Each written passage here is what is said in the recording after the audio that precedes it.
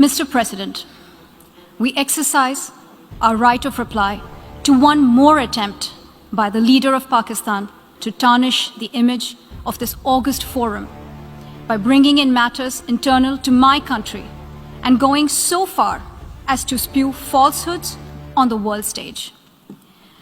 While such statements deserve our collective contempt and sympathy for the mindset of the person who utters falsehood repeatedly, I am taking the floor to set the record straight.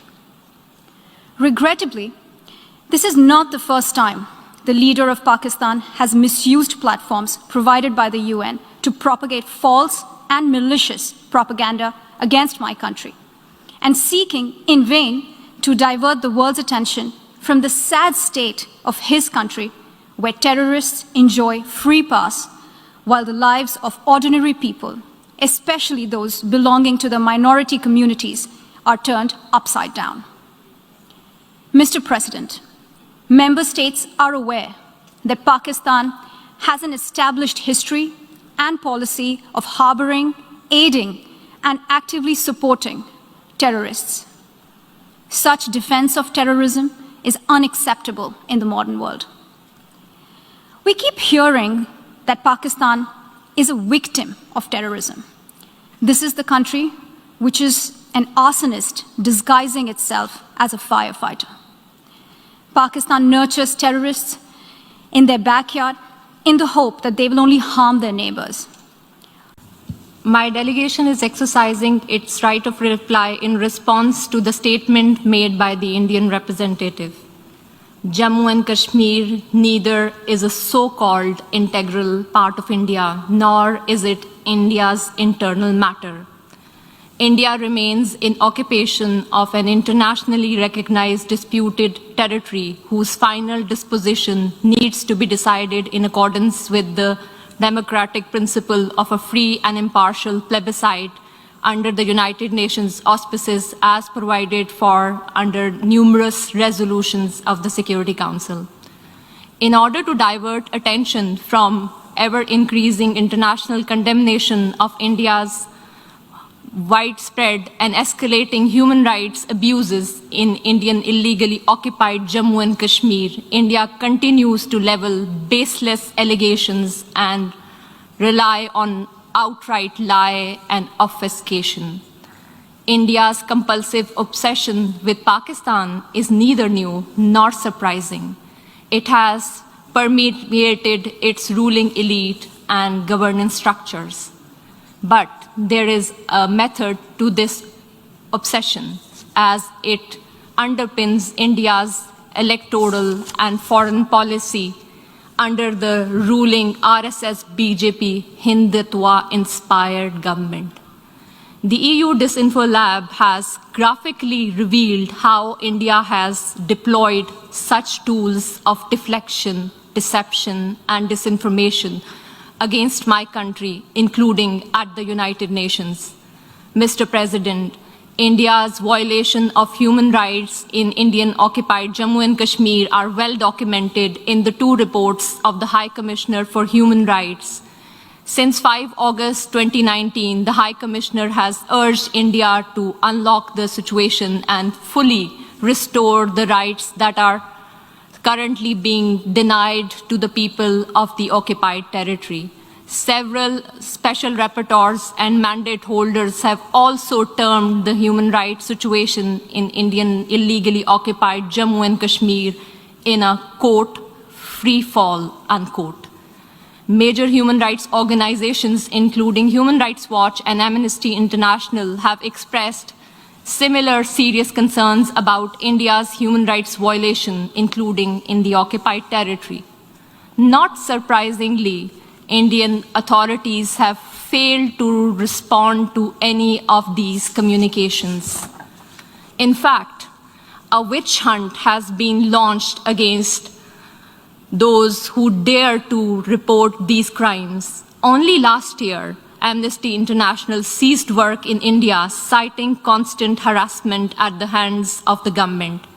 The government of Pakistan has recently released a comprehensive and well-researched dossier containing the entire range of gross, systematic, and widespread violations of human rights being perpetrated by Indian security forces in the occupied territory. We call upon the international community to take cognizance of the compelling evidence and hold India accountable for the heinous crimes.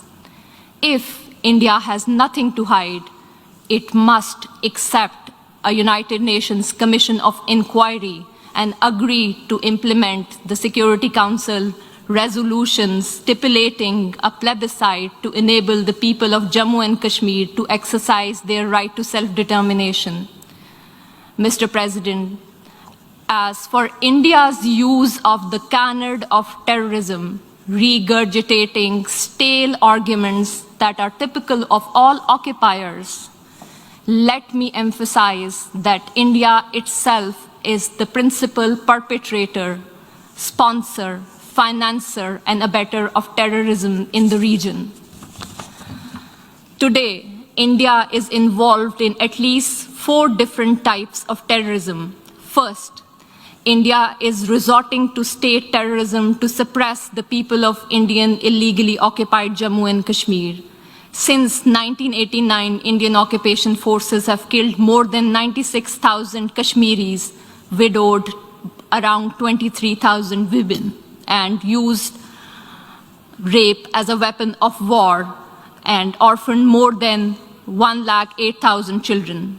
Second, it is funding and supporting terrorist organizations like the TTP, which are involved in numerous cross-border terrorist attacks against Pakistani military and civilian targets.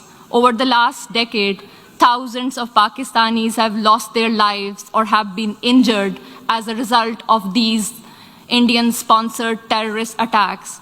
Pakistan has shared irrefutable evidence of Indian involvement in supporting and sponsoring terrorism with the international community.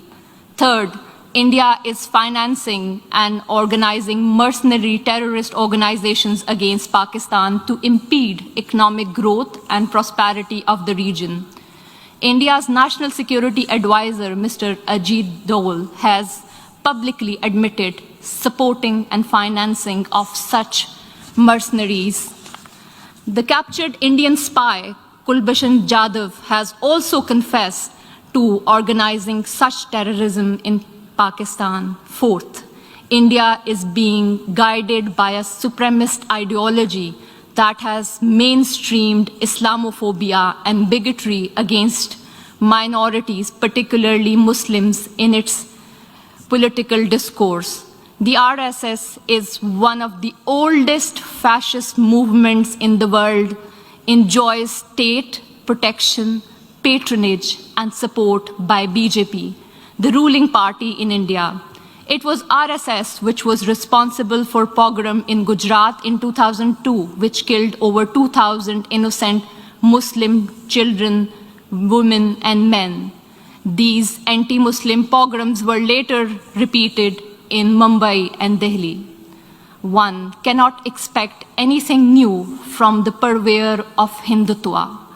In today's incredibly intolerant India, the 200 million strong Muslim minority faces frequent lynching by cow vigilantes, pogroms by RSS thugs with official complicity, discriminatory citizenship laws to disenfranchise Muslims, and a concerted campaign to destroy mosques and the rich Muslim heritage of India. Mr. President, for the edifice of fascism is in an advanced stage of construction in India today.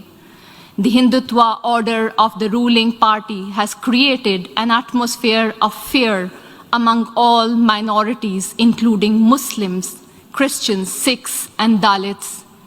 The Indian delegation would do well to reflect on the deeply troubling trajectory their state is embarked upon, rather than indulging in patent falsehood about Pakistan.